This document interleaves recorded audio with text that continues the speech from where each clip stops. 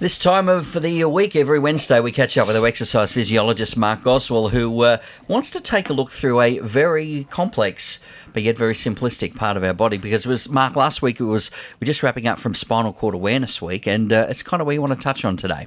Yeah, so the spinal cord is obviously it's the basis of everything. It's what sends the signals all the way down through the rest of the body, in through the arms, through the legs, and it pretty much controls every aspect of our movement.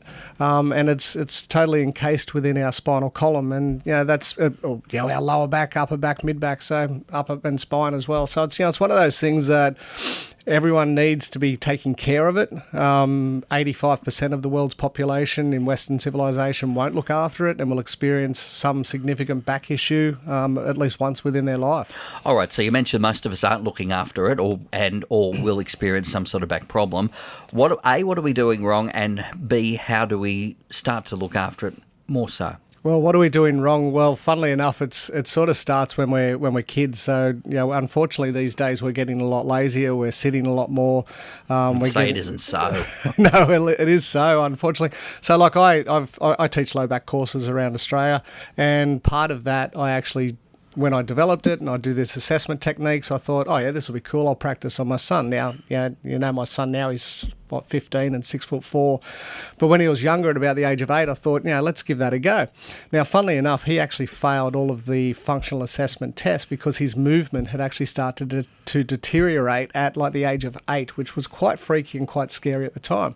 And then when we look at it, we're becoming more inactive. We're becoming less functional. We're not doing as many things as we should do. We sit more often. We don't ride the bike to the mate's place. We get mum and dad to drive us. Like, we're pretty much breaking down. And then as we get older and older, we're becoming more and more sedentary. And this is by age 8. You've made this. By age 8, his functional movements had actually started to deteriorate. So it was quite scary. And funnily enough, like, I've been doing this for 22 years now. I'm actually seeing kids coming into the studio at 17, 18 that have got arthritic spines, which 10 years ago, literally, that would not have occurred. So, we're getting into a generation of not moving, and that generation of not moving is placing our body under extreme stresses. Not that you can lay the blame square at the foot of one thing, but there's probably a direct correlation of that scale there, Mark, to the popularisation of games and smartphones. Gaming, gaming, iPhones. Society is just becoming a little bit busy. We could get into this for hours, but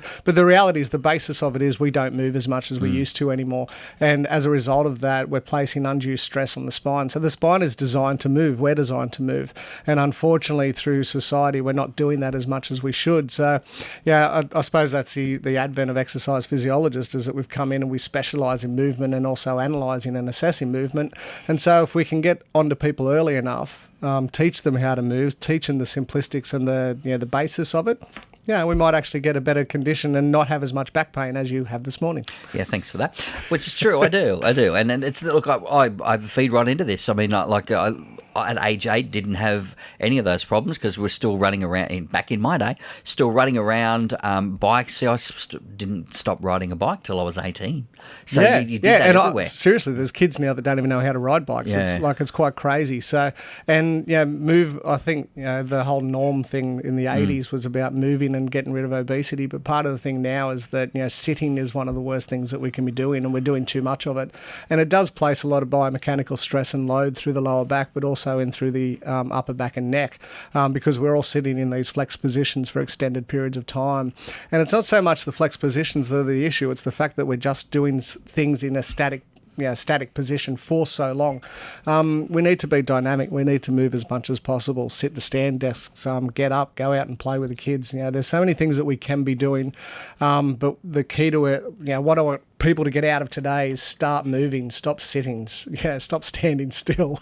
There's so many things that we can be doing, but as soon as you start to get an inkling of back soreness and back pain, get onto it early. There's so many easy ways to get on top of it, but don't ignore it for too long. All right, lots to think about there with our exercise physiologist, Mark Goswell. Mate, thanks for your time. We'll catch you in a week from here. I will be here. And if you have a question for Mark, or maybe as a back problem or something else you'd like him to cover in the coming weeks, you can shoot him an email right now. That address is askmark@2nurfm.com.